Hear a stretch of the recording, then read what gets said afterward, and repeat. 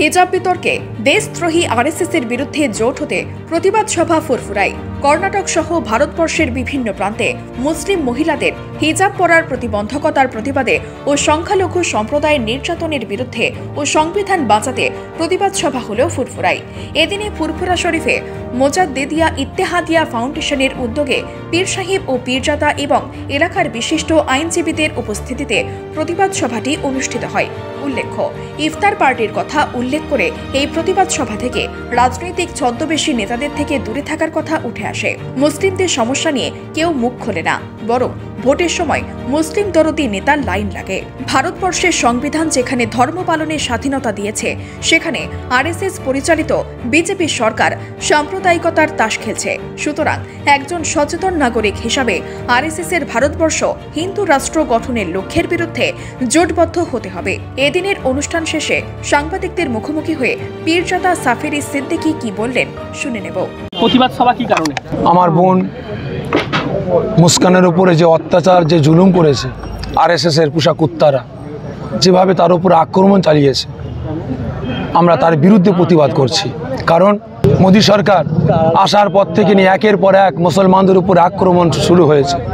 বিশেষ করে মুসলমানদের ধর্মীয় আবেগে তারা আঘাত করতে আরম্ভ করেছে।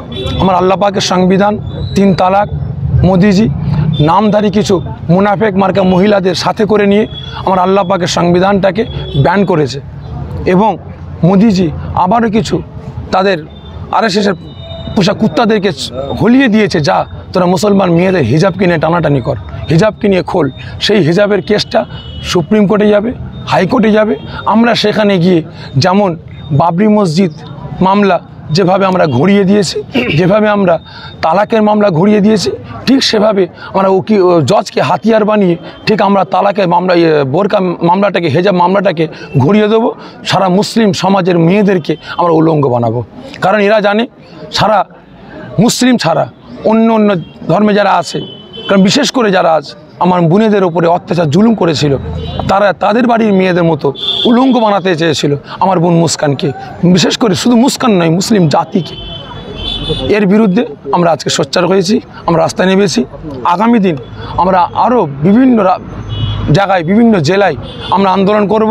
প্রয়োজন হলে আমরা রাজপথেও নামতে আমরা দ্বিধাবোধ করবো না। মুস্কানের এই যে সাহসী পদক্ষেপ, সে যেভাবে মানে রুখে দাঁড়ানো, সেটাকে নিয়ে কি বলবো? অবশ্যই মুস্কান আমার বোন যেভাবে যেটা একটা ইমানদার, তো তাকে একটা বাঘের সঙ্গে সমতুল্য করা ঠিক না, একটা পশুর সঙ্গে সমতুল্য করা ঠিক না।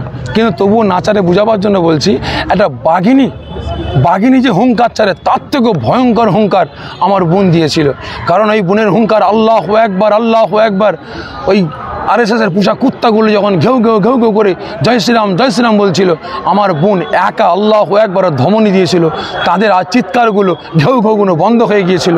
এবং আমার বোনের আল্লাহু আকবারের ধমনীটা সারা বিশ্বের মুসলমানদের ইমানি পাওয়ার, ইমানি ক্ষমতাটাকে জাগিয়ে দিয়েছে।